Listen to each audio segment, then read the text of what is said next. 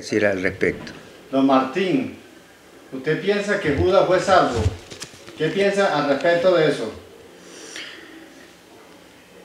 Nunca empezó como un pensamiento abrupto, siempre tuve una interrogante. Primero, si aquellos que afirmaban la condenación de Judas estaban en lo cierto, porque en todas las iglesias protestantes se dice lo mismo.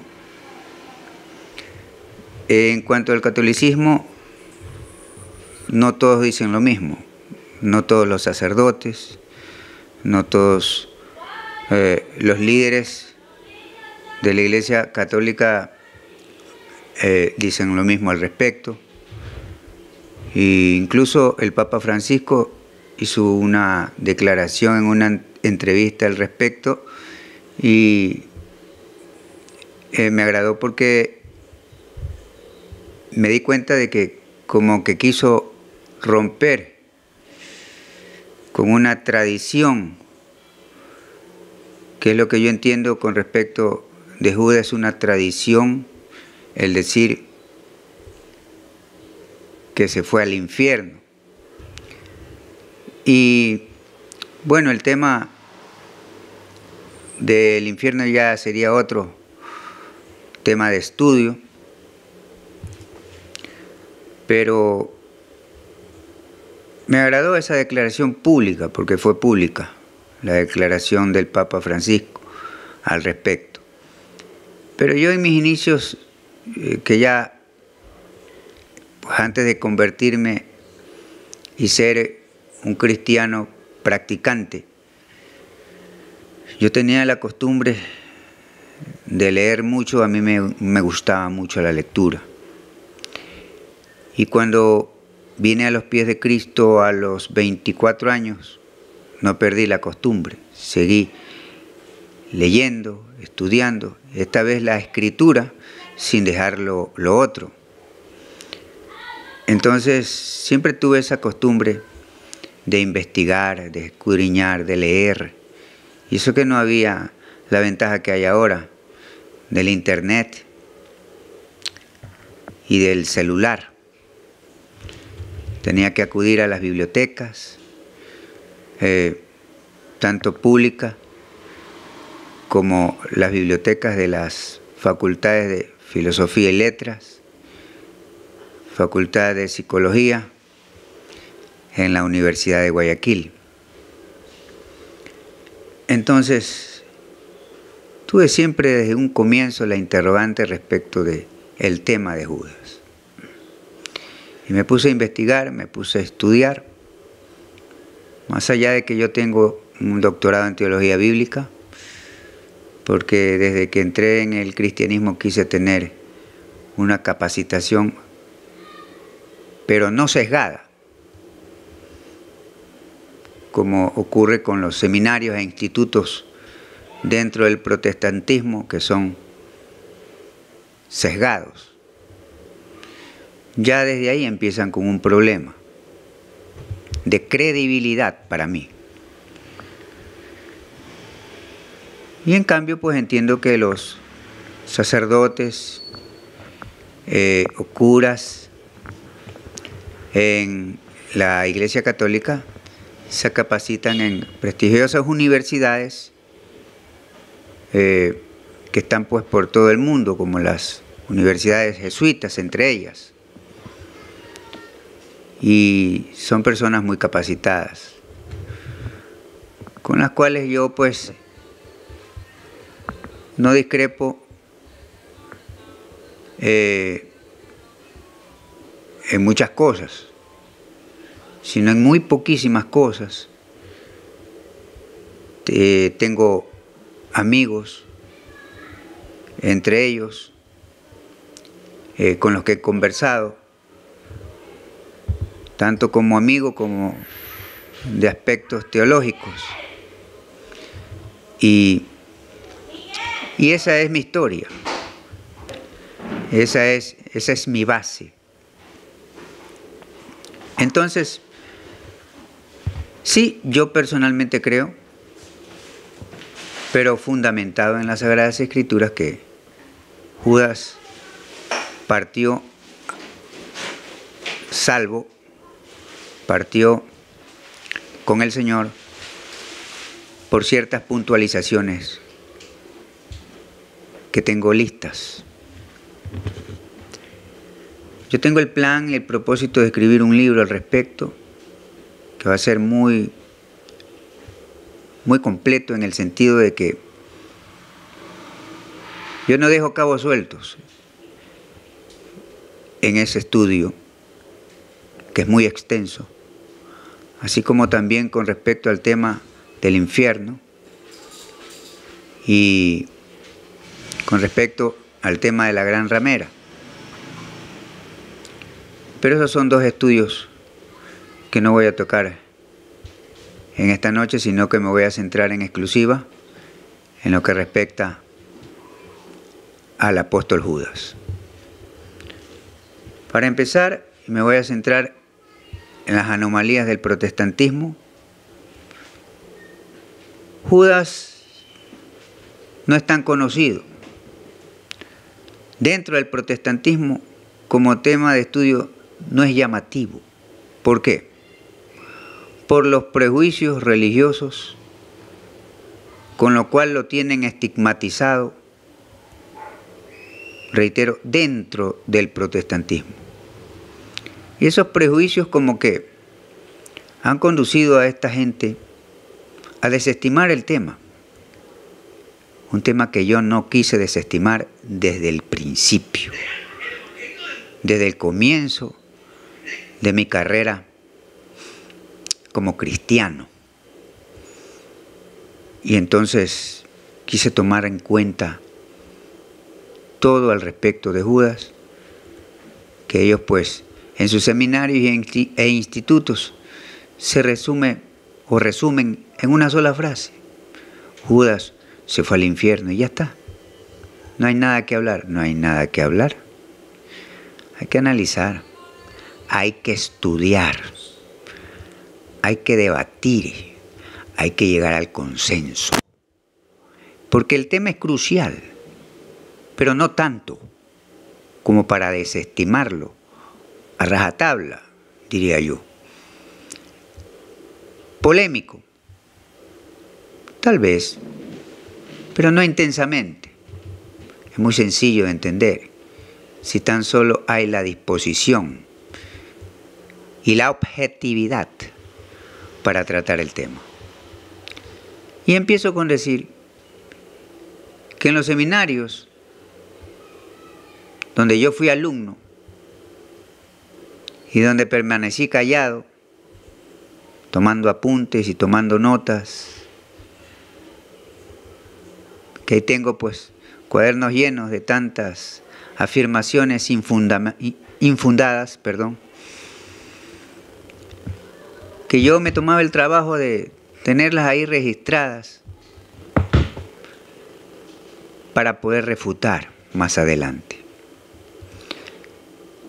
Nunca enseñaron en dichos institutos en los que yo estaba como estudiante cuál era la procedencia de Judas, pues. ¿A qué tribu pertenecía Judas? Pues. Y voy a empezar con eso. Judas era de Queriot. Se escribe con K, termina con T. De ahí es donde procede el apodo de el Iscariote. Judas era de Queriot, en tierra de Judá. Entonces, empecemos por ahí. Hay una parte muy importante en Mateo 19 que quiero ahora tomar en cuenta. y es lo siguiente. Mateo 19, 25 al 28 dice: Mas sus discípulos, oyendo estas cosas, se maravillaron en gran manera diciendo: ¿Quién pues podrá ser salvo? Y mirándolos Jesús les dijo: Para los hombres esto es imposible, mas para Dios todo es posible. Entonces respondiendo Pedro le dijo: He aquí, nosotros hemos dejado todo y te hemos seguido. ¿Qué pues tendremos? Y Jesús les dijo: De cierto os digo que vosotros, que me habéis seguido, en la regeneración, cuando se sentará el Hijo del Hombre en el trono de su gloria, vosotros también os sentaréis sobre 12 tronos para juzgar a las 12 tribus de Israel. Cierro cita. Entonces, empezamos con que están tratando el tema de la salvación con Jesús. Y les pareció a ellos, porque como en grupo le dijeron la misma frase: ¿Quién pues será salvo, Señor? Porque se escandalizaron. Si dice que se maravillaron, quiere decir que se escandalizaron frente a las palabras de Jesús, al punto que les parecía imposible, o al menos muy difícil, alcanzar la salvación de Dios. Pero Jesús les dice a ellos que lo que les parecía imposible, para Dios es fácil y sencillo: cristalizar. Esto es la salvación del hombre. Pedro toma la palabra ya solo y dice: todo lo hemos dejado. Y habla por todos, Pedro. Todo lo hemos dejado por seguirte. ¿Qué tendremos nosotros? Y Jesús les respondió: ustedes que me han seguido, cuando se dé el día de la regeneración, el milenio, cuando se sentará el Hijo del Hombre en el trono de su gloria, que a la vez es el trono de su gracia, vosotros también os sentaréis sobre 12 tronos para juzgar a las 12 tribus de Israel. Entonces, para empezar, Jesús deja en claro que Él no va a juzgar a su propia tribu, que es la tribu de Judá. Y deja en claro proféticamente, y una profecía de Dios va más allá de una simple promesa.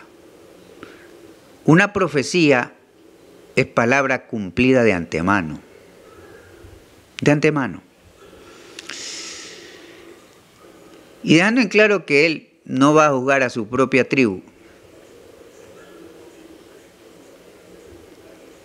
hace resaltar en esta lectura la idea de que quien va a juzgar la tribu de Judá será el originario de Queriot, en tierra de Judá, Judas. Jesús sabía de antemano quiénes eran sus discípulos. Los conocía íntimamente a todos y cada uno de los 12. La Biblia dice que él no necesitaba que nadie le diera referencia de nadie, porque él conocía a todos los hombres. O sea que más allá de conocer a sus 12 apóstoles íntimamente, en lo profundo del corazón a cada uno de ellos, más allá de conocerlos. Conocía a todos los hombres que estuviesen a su alrededor, por no decir que a todos los hombres del planeta Tierra en aquel mismo instante.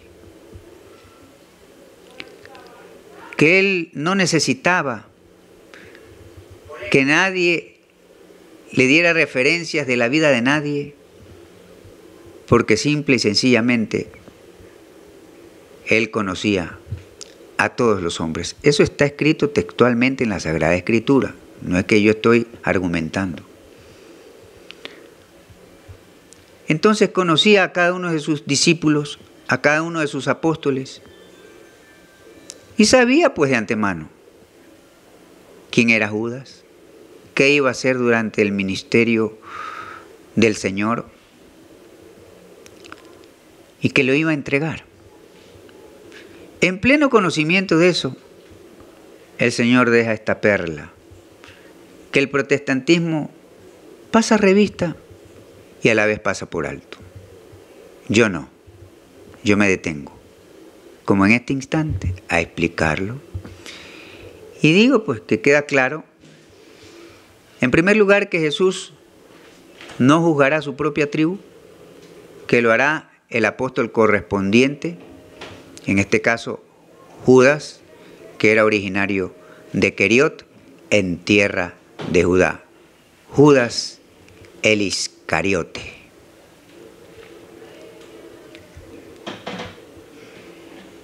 Y entonces, sobre esa base, sabiendo que la palabra tenía que cumplirse con respecto de él, que tenía que ser entregado y todo aquello, y sabiendo quién lo iba a entregar, y sabiendo cómo iba a morir Judas, profetiza respecto de los 12, sin dejar fuera a Judas. Aquí hay una premisa. El Señor nunca desconoció a Judas, como los prejuicios religiosos del protestantismo desconocen arbitrariamente y deliberadamente a Judas. El Señor es distinto a ellos. El Señor es distinto a aquellos que desestiman y desconocen a Judas. Primero como ser humano y luego como apóstol del Cordero, que es una frase que la vamos a analizar más adelante. Entonces, nunca desconoció a su apóstol. Recordemos nomás, en el instante mismo en que Judas entregaba al Señor con una señal, la señal del beso. Lo primero que el Señor le dice a Judas es una frase contundente que a mí me dejó marcado, que otros pasan revista y como que son de caucho, no sienten nada. Pero a mí las palabras de Cristo a Jesús me conmovieron desde un principio, cuando empecé a leer la Escritura a la edad de 24 años, ya habiendo aceptado a Cristo como mi Salvador. ¿A qué vienes?, le dijo el Señor a Judas. ¿A qué vienes, amigo? Ahí está textualmente. ¿A qué vienes, amigo? Y Jesús no fue hipócrita. El hombre miente, el hombre finge, el hombre cae en hipocresía. Cristo no. En él no había rasgo pecaminoso alguno, y mucho menos de esa índole. ¿A qué vienes, amigo? De corazón sincero se lo dijo, reconociéndolo hasta el final. Nunca lo desconoció, nunca lo desestimó. Pero los prejuicios religiosos en los hombres conducen a estos, aparte de ser indoctos, a este tipo de actitudes contra un simple hombre que cometió su pecado y que finalmente se quitó la vida. Lo desconocen, lo dejan ahí como en el aire sin que les importe nada analizar respecto de su vida, de su historia, estudiar mucho menos. Y yo sí me he tomado ese trabajo y puedo rebatir, pero no con ellos, con cualquiera que siendo una persona docta dentro del catolicismo y dentro de esa línea que piensa que Judas fue a parar al infierno, con ellos sí, pero con los otros no, porque son personas llenas de prejuicios, repito, con las que no vale la pena deliberar. Son más dados a la discusión, no saben debatir, y conociéndolos, nunca me he tomado ese trabajo de debatir con ellos. Entonces, que quede claro, esta partecita. Nunca lo desconoció el Señor, y hay una profecía que va más allá de ser una simple promesa, en donde el Señor, sabiendo de antemano quién era su apóstol, Judas, y que lo iba a entregar, afirma proféticamente que estará entre los 12 que jugarán a las 12 tribus de Israel.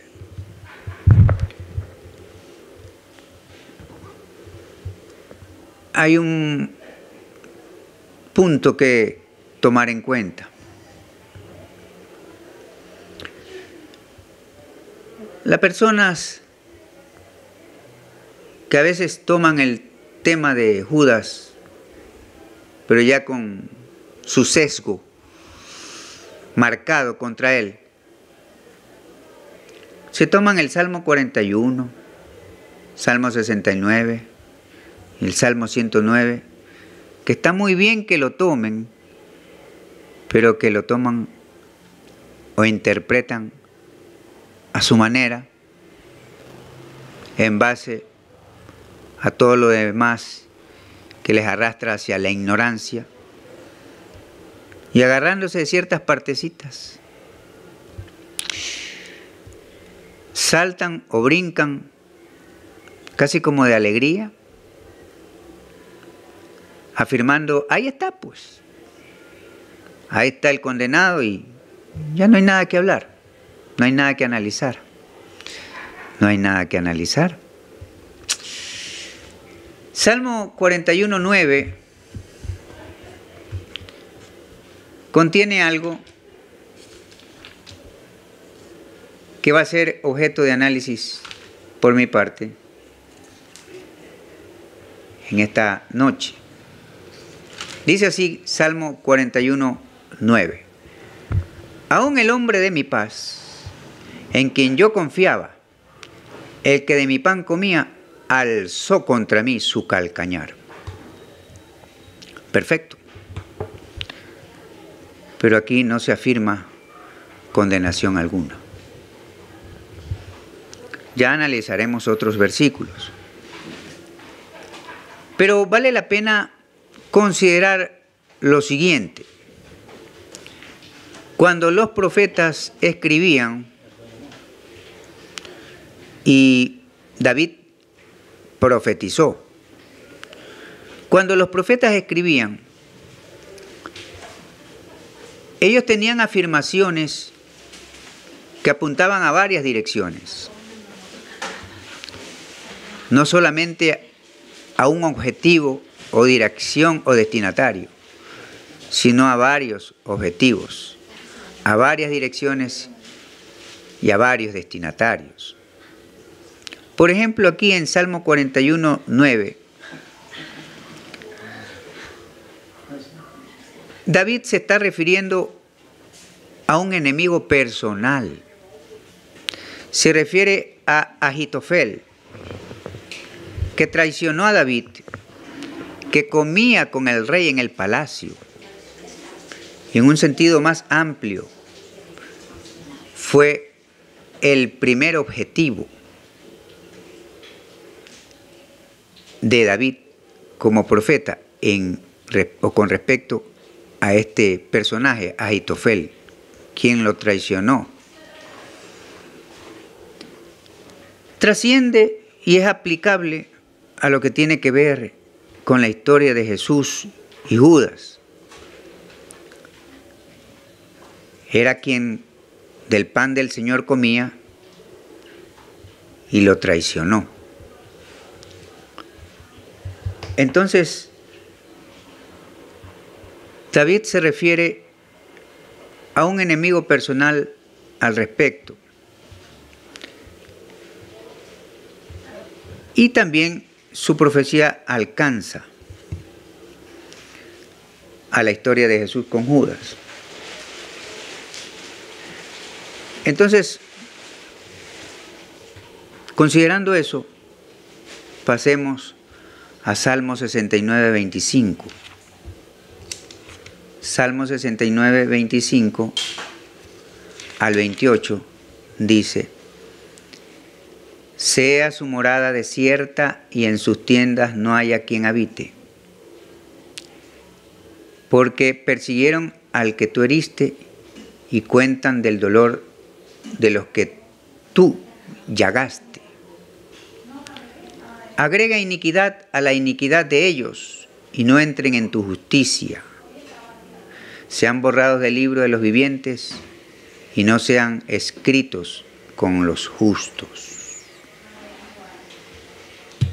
Vuelvo y repito, David tenía enemigos personales. Y hay algo que considerar respecto de esto último que hemos leído.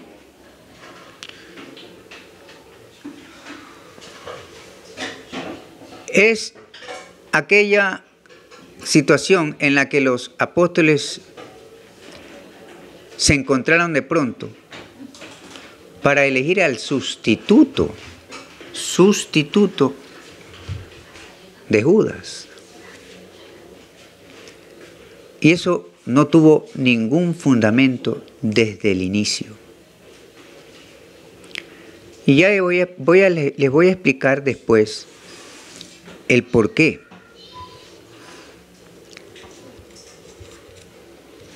Teniendo en base la profecía de Mateo 19, 25 al 28, palabras de Jesús,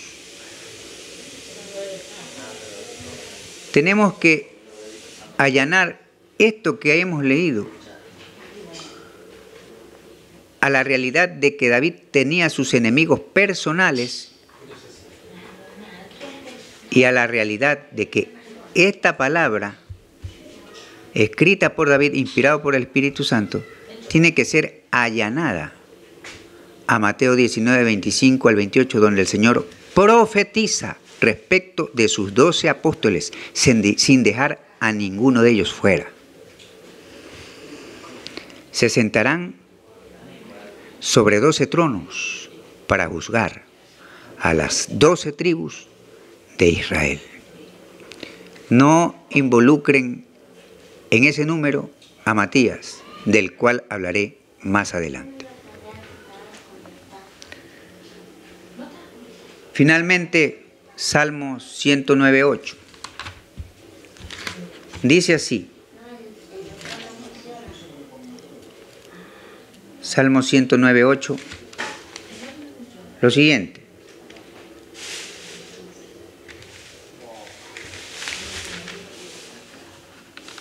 Y es a lo que yo me voy a referir con más énfasis. ¿Por qué? Por un detalle importante. Sean sus días pocos, tome otro su oficio. Versículo 9. Sean sus hijos huérfanos y su mujer viuda. Anden sus hijos vagabundos y mendiguen y procuren su pan muy lejos de sus desolados hogares. 109 del 8 al 10. Sean sus días pocos, tome otro su oficio.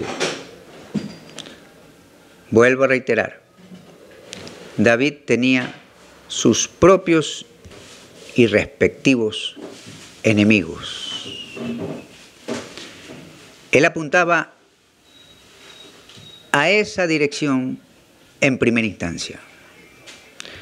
Lo que viniera en segunda instancia debe ser allanado al resto de las Escrituras con respecto a Judas. Allanado al resto de las Escrituras. Porque si no se allana al resto de las Escrituras y sobre todo a Mateo 19, 25 al 28, caerán en predicaciones erráticas, infundadas, llenas o dominadas por prejuicios que estigmatizan no solo la verdad que hace libre, sino al personaje en este caso. Y esa es la situación. ¿Cómo creen ustedes que Dios va a desear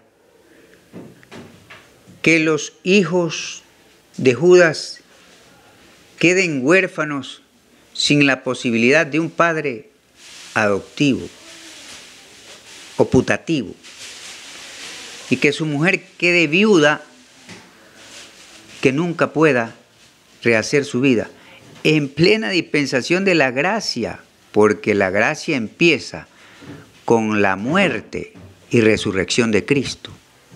¿Cómo van a creer ustedes que el Dios de gracia vaya a querer para la familia de un hombre ya muerto, como Judas, que se suicidó, primero que sus hijos queden sin la posibilidad de tener un padre adoptivo, segundo que su mujer o su viuda no pueda rehacer su vida con otro hombre? Presentan un Dios maquiavélico. ¿Quiénes?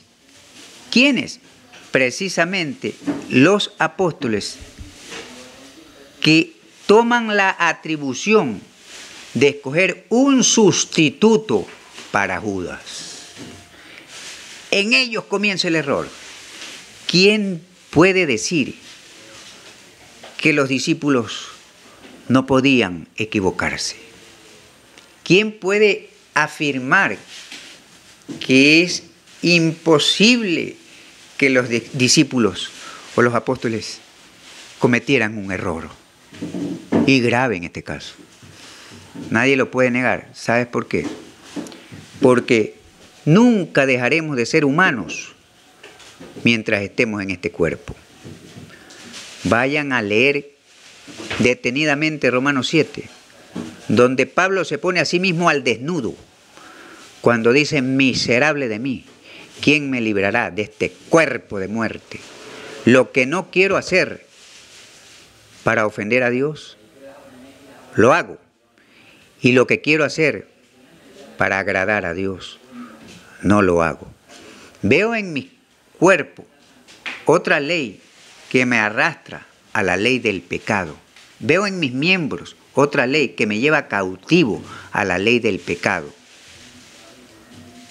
Y en ese mismo capítulo dice él: el mal mora en mí. Nunca dejaremos de ser seres humanos proclives al pecado, con tendencia al pecado, al error, a la equivocación, muchas veces profana, mientras estemos en este cuerpo. Romanos 7 tiene que ver no solamente con la vida personal de Pablo, sino con la vida personal de cada uno de los creyentes en el mundo entero. Esa es la realidad de la iglesia. Esa es nuestra realidad mientras estemos en este cuerpo. Cometieron el grave error ellos y arrastran en su error a otros, que son los que ahora están con la mente llena de prejuicios contra Judas y que les impide ver con claridad las cosas, porque no se toman el trabajo de estudiar, de analizar la Sagrada Escritura y llegar a la claridad que hace libre, porque solamente la verdad, con su claridad, la verdad divina, con su claridad, hace libre al hombre. ¿Libre de qué? Del falso dogmatismo, de doctrinas de hombres, de doctrinas de demonios, de herejías y de toda posibilidad de caer en apostasía. Solo la verdad de Cristo nos hace libre de eso. Ya depende del hombre. Cuando éste se empecina en mantenerse bajo el yugo de sus propios prejuicios religiosos, que hace que él permanezca en oscuridad y no sea libre, pues. Ellos comenzaron con el error. ¿Por qué? Porque deciden buscar un sustituto para Judas, malinterpretando las palabras de David que iban dirigidas en la dispensación de la ley contra sus propios enemigos personales. En la ley sí se podía decir: sean sus días pocos, tome su otro su oficio, sean sus hijos huérfanos, su mujer viuda, anden sus hijos vagabundos y mendiguen y procuren su pan muy lejos de sus desolados hogares. En la dispensación de la ley aplicaba ese tipo de sentencias y claro, contra sus enemigos personales. En la dispensación de la gracia, que nace con la muerte y resurrección de Cristo, no cabe pues tales afirmaciones. Dios en esta dispensación es muy distinto de lo que ustedes erráticamente creen. Y eso va para los amantes del judaísmo y amantes del legalismo. Personas que de su ceguera muy difícilmente saldrán, porque eso es un lazo tremendo que impide que el hombre tenga fácilmente acceso a la verdad que libera. Gloria al Señor.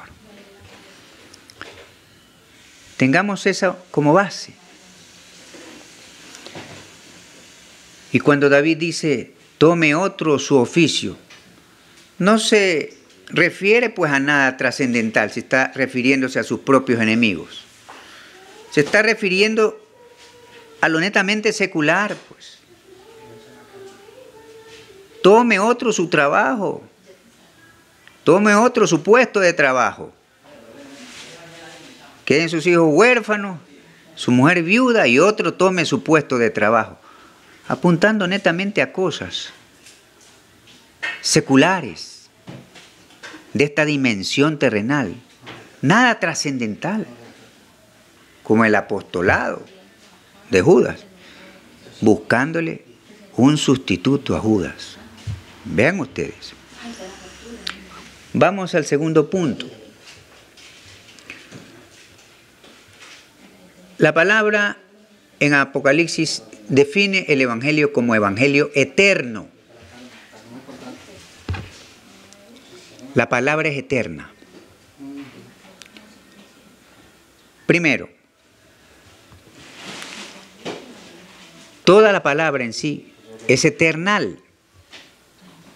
El Evangelio eterno no se refiere en exclusiva a los 4 libros, Mateo, Marcos, Lucas y Juan.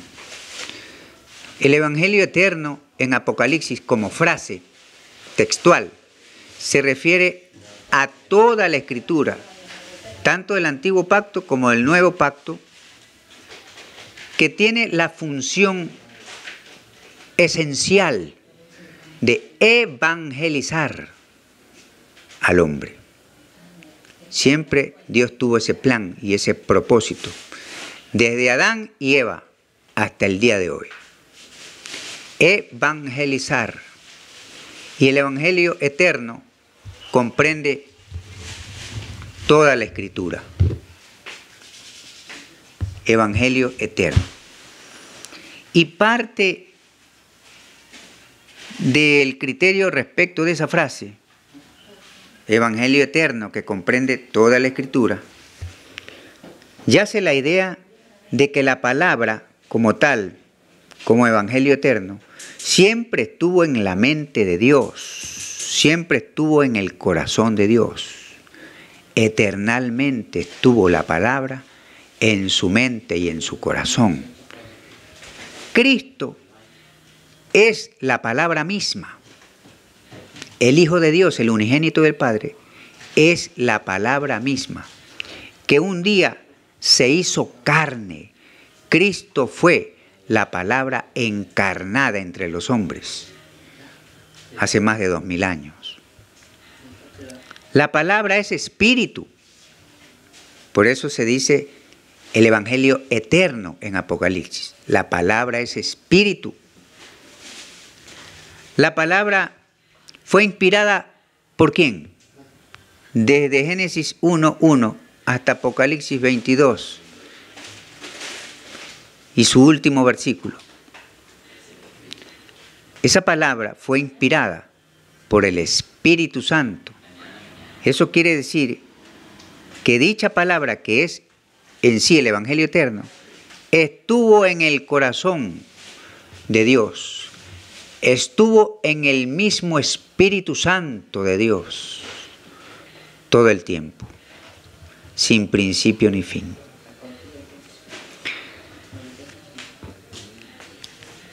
Esas son las bases que deben considerarse. Y una parte del Evangelio eterno dice lo siguiente: el llamamiento y los dones son irrevocables. Esa parte del Evangelio eterno siempre estuvo en la mente y en el corazón de Dios. Siempre, porque la palabra como Evangelio eterno es esa, eternal. Y esa parte que dice irrevocables son los dones y el llamamiento, tira abajo lo que hicieron estos apóstoles, cometiendo el error de buscarle un sustituto a Judas. El apostolado de Judas fue desde siempre y hasta siempre irrevocable de parte de Dios y su palabra. Entonces tengamos en claro eso. Ellos malinterpretan, tome otro su oficio y proceden a buscarle sustituto deliberadamente a Judas, cuando el Evangelio eterno contiene una parte donde dice que los dones y el llamamiento son irrevocables. Entonces desde ahí empezaron mal y el error trascendió hacia otros, que son las personas a las que me refiero.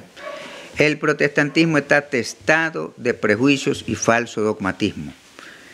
Y bueno, se equivocaron los apóstoles en esto, producto de una mala interpretación de las palabras de David, y llevaron ¿a qué? ¿A qué condujeron? A elegir a Matías por suertes. Echaron suertes para elegir a Matías. Nunca habló el Espíritu Santo para confirmar nada. ¿Qué iba a hablar el Espíritu Santo? Pues, ¿acaso él iba a caer en contradicción cuando él inspiró la frase que dice que irrevocables son los dones y el llamamiento? ¿Cómo iba él a hablar para avalar la sustitución de Judas por parte de Matías? Al que eligieron por suerte, porque no quedaba otra alternativa. La alternativa del error. Eso es lo que les quedó.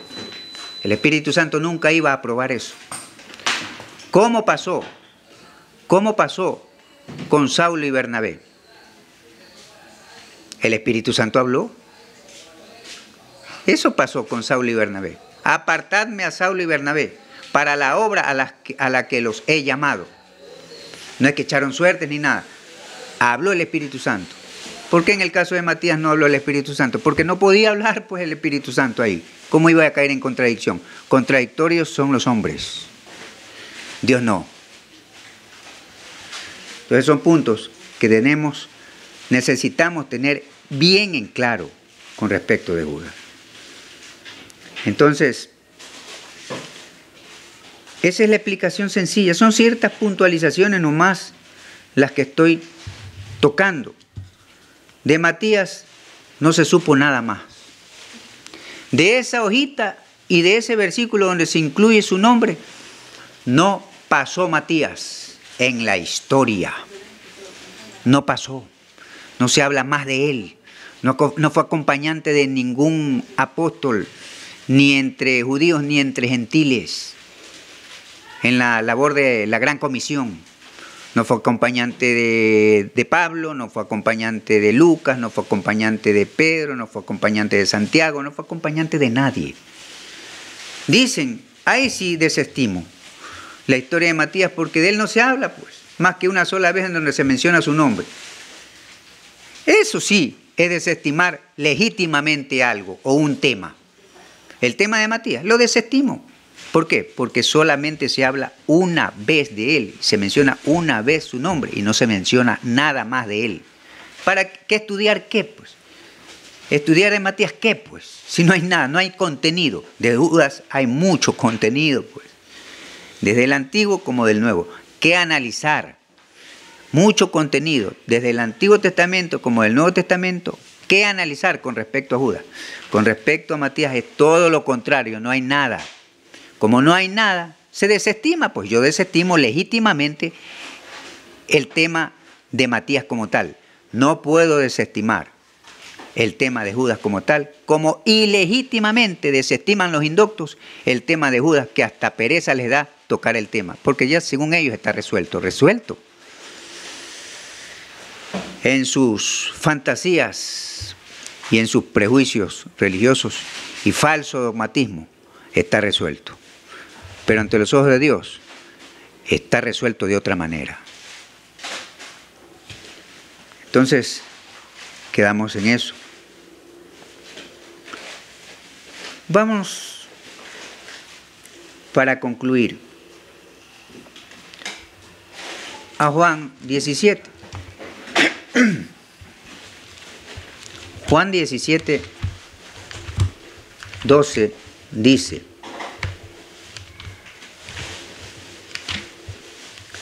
que es algo que necesitamos analizar, con detenimiento. Juan 17, 12. Cuando estaba con ellos en el mundo, yo los guardaba en tu nombre. A los que me diste, yo los guardé. Ninguno de ellos se perdió, sino el hijo de perdición, para que la Escritura se cumpliese. Hay que saber asumir las palabras de Jesús. Él dice claramente que cuando estaba con ellos, Judas incluido, en el mundo, Él los guardaba en su nombre. A los que me diste, los guardé. Ninguno de ellos se perdió. Los que creen que Judas queda fuera de eso, asuman entonces que el Señor fracasó guardando y perdiendo. Porque dice, cuando estaba con ellos en el mundo, yo los guardaba en tu nombre. 1. A los que me diste, yo los guardé, Judas entre ellos. Y ninguno de ellos se perdió, Judas entre ellos. Él es enfático. No dice una sola afirmación, sino que la reitera 2 veces. Es como decir, de cierto os digo. Él dice que los guardaba en su nombre. 1. Que a los que el Padre le dio, Él los guardó. 2. y que ninguno, eso es enfático, ninguno de ellos se perdió, sino el hijo de perdición, para que la escritura se cumpliese. Aquí va la explicación. El triplemente fracasado Jesús, porque no guardó y dejó perder a uno, para ellos, o según ellos, según los indoctos. Es enfático en su propio fracaso. Yo no creo que Jesús sea enfático en un triple fracaso. Él es un Salvador exitoso. La Biblia dice que Él es poderoso para salvar. La Biblia dice que Dios es poderoso para salvar. Lo dice desde el Antiguo Testamento y lo dice en el Nuevo Testamento. Dios es poderoso para salvar. Cristo no es un fracasado para salvar. Si Él dice que guardaba a todos en el nombre del Padre, los guardó a todos. Que a los que recibió de parte del Padre, Él los guardó, pues los guardó. Y que ninguno de ellos se perdió, pues ninguno se perdió. Ahora Él hace una afirmación precedida de una coma, sino el hijo de perdición. Ni una tilde ni una coma debe ser desestimada en la Escritura. Precedida de una coma, el Señor dice, sino el hijo de perdición.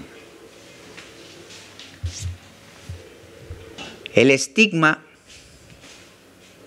contra Judas, producto de los prejuicios religiosos de los indoctos y amantes del falso dogmatismo, del error, del engaño, de doctrinas de hombres y hasta de doctrinas de demonios,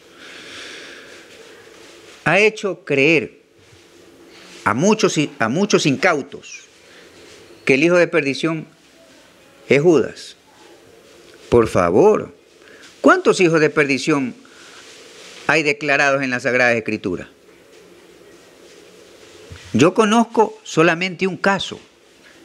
Existe un solo hijo de perdición, no dos, mucho menos tres. El hijo de perdición al que se refiere Jesús es exactamente el mismo al que se refiere Pablo en 2 de Tesalonicenses 2:3, pues. Existe solo un hijo de perdición y no dos. Y ese hijo de perdición es el anticristo, por el cual Cristo no murió. ¿Por qué? Porque representa la abominación desoladora y cuyo advenimiento será por obra de Satanás. Eso lo dice la palabra claramente. Del anticristo se viene hablando desde Daniel capítulo 11, capítulo 12 y capítulos anteriores. Y se viene hablando por parte del mismo Señor en el Evangelio de Juan. Y se termina mencionándolo como tal en 2 de Tesalonicenses 2:3 y también finalmente lo menciona en Apocalipsis, calificándolo como la bestia, el apóstol Juan. El apóstol Juan califica simbólicamente o metafóricamente al anticristo como la bestia. Entonces existe solo un hijo de perdición, hijitos, no dos ni tres. Cuando el Señor menciona aquí, excepto el hijo de perdición, o dice, sino el hijo de perdición, se refiere al anticristo. Exactamente el mismo personaje al que se refiere Pablo en 2 de Tesalonicenses 2:3, llamándolo de la misma manera. El hijo de perdición. Solo hay un hijo de perdición, hijitos. No hay dos. Entonces tengamos en claro estas cosas. Finalmente, voy a concluir con Apocalipsis.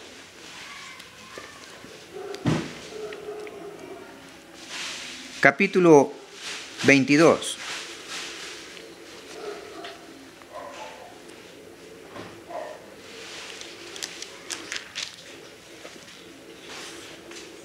o el capítulo 21,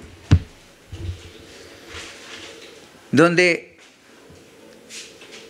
teniendo Juan el apóstol una visión con respecto a la santa ciudad, dice desde el versículo 12, y tenía un muro grande y alto, es decir, la santa ciudad.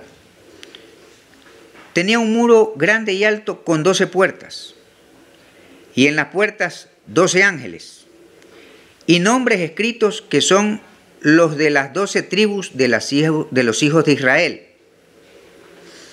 Al oriente 3 puertas, al norte 3 puertas, al sur 3 puertas, al oeste 3 puertas. Y el muro de la ciudad tenía 12 fundamentos, y en ellos los 12 nombres de los 12 apóstoles del Cordero. ¿Qué leen, hermanos, cuando vuestros ojos pasan revista a estas palabras? ¿Qué es lo que ustedes leen? ¿Qué es lo que ustedes entienden? ¿O qué es lo que ustedes están desestimando? ¿Qué es tan grande? ¿Lo desestiman? ¿Lo ignoran deliberadamente? ¿O no les da la mente? Que se refugian en la ignorancia. Es lo que yo llamo cobardía intelectual. Buscar refugio en la ignorancia. O resignarse a la ignorancia. Porque no entiendo. Tómate el trabajo, tienes neuronas, tienes millones de neuronas que Dios te dio para que te tomes el trabajo. Debemos escudriñar las Sagradas Escrituras. Si ves tú a dónde conduce el ocio intelectual, el no querer tomarse el trabajo, conduce a eso, al falso dogmatismo, a estigmatizar los personajes, a condenar a las personas. Es más fácil condenar cuando la Biblia dice que Dios es poderoso para salvar. ¿Quién pues podrá ser salvo? Lo que para vosotros es imposible, para Dios es posible, dijo Jesús. Pero tenemos una mente, yo no me incluyo, me excluyo de ahí. Se tiene una mente tan chiquita, tan ínfima, que no les da pues para creer. De paso, eso denota que la fe de estas personas en falso dogmatismo, en legalismo, en extremismos doctrinales, en medio de doctrinas de hombres y hasta de demonios, tienen una fe microscópica al lado del tamaño de la fe que Dios demanda, que es la que llegue al tamaño del grano de una mostaza. Del grano de mostaza. Ese poquito fe demanda Dios. La fe del tamaño de un grano de mostaza. Para hacer a través de ese hombre, con esa fe del tamaño de un grano de mostaza, maravillas. Indescifrables, indecibles, inimaginables. Pero ya la fe de estas personas que yo acabo de mencionar es microscópica. No se la puede ver a simple vista. Entonces, mira tú lo que dice el Señor. ¿Y quién es el que habla en Apocalipsis? Tanto a través de visiones como con palabras audibles. Porque eso tuvo Juan como experiencia en Patmos. En medio de su éxtasis, tuvo visiones, también escuchó voces, y entre ellas la de Cristo, que es el que dice: yo soy el alfa y la omega. Yo soy el que abro puertas y nadie abre, cierro puertas y nadie cierra. Oyó la voz de Cristo. Qué privilegio el de Juan. Y Juan tuvo la visión con respecto a la santa ciudad. Y él dice en el versículo 14, qué numerito, 14, y el muro de la ciudad tenía 12 fundamentos, otro numerito especial, 14 y 12. Y el muro de la ciudad tenía 12 fundamentos, y en ellos los 12 nombres de los 12 apóstoles del Cordero. 3 veces menciona el número 12. Por favor, ¿qué es lo que leen cuando leen esto? El muro de la ciudad con 12 fundamentos. Y en ellos los 12 nombres de los 12 apóstoles del Cordero. El Señor es reiterativo con respecto de Judas. ¿Por qué Judas aquí? Porque él sí fue apóstol del Cordero, pues no Matías. Judas, aunque lo entregó, fue apóstol del Cordero degollado. Lo entregó, sí, entregó al Cordero degollado. y era apóstol al que nunca desconoció a Jesús. ¿A qué vienes, amigo? No fue hipócrita Jesús al llamarlo su amigo, nunca lo desconoció, eso es lo que significa. Judas anduvo con Jesús. Cuando yo andaba con ellos en el mundo, Judas anduvo con ellos. Judas anduvo con Jesús. Los 12 apóstoles del Cordero degollado, al que Judas entregó vivo, para después pasar a ser el Cordero degollado. Judas, pues, es uno, aunque te duele y te pese, aunque a tus prejuicios les duela y le pese, que Judas esté dentro de ese grupo, como uno de los apóstoles del Cordero, está dentro del grupo. A Dios no le duele, a ti te duele, pero a Dios no. Gloria al Señor. Y entonces, los 12 nombres, en esos 12 fundamentos, los 12 nombres de los 12 apóstoles del Cordero. Matías no fue apóstol del Cordero, pues. Nunca anduvo con Jesús. Al menos no encuentro registro de ello en toda la Escritura. Y ahí sí me tomé el trabajo a ver si es que aparecía por ahí un Matías. Y si anduvo, ni se tomó el trabajo el Señor de mencionarlo. Dicen que fue mártir. Lo felicito. Yo también quiero ser mártir del Señor y me felicito a mí mismo. Eso no lo hace más grande en dimensión ministerial que Judas. No. Judas, apóstol del Cordero. Matías no, porque no anduvo con el Cordero, ni fue apóstol del Cordero. Fue elegido después de que el Señor había ascendido, y esto por suertes, donde el Espíritu Santo hizo silencio. Ahora resulta entonces que por ahí saldrán algunos que digan, bueno, sí, el nombre de Judas está ahí, en uno de los fundamentos, como si a Dios le interesara más el nombre que el alma. Por favor, alma y nombre honra a Dios. Y con esto concluyo. Son simplemente unas puntualizaciones las que he expuesto en esta rueda. Pero hay mucho más. Yo tengo un libro, siquiera de este grosor, solo con respecto al tema de Judas, que estoy esperando en el tiempo de Dios y con los auspiciantes necesarios poderlo sacar a la luz. Se titula simplemente eso: Judas de Queriot en tierra de Judá. Sin más, muchas gracias, que Dios me los bendiga y hasta una próxima ocasión.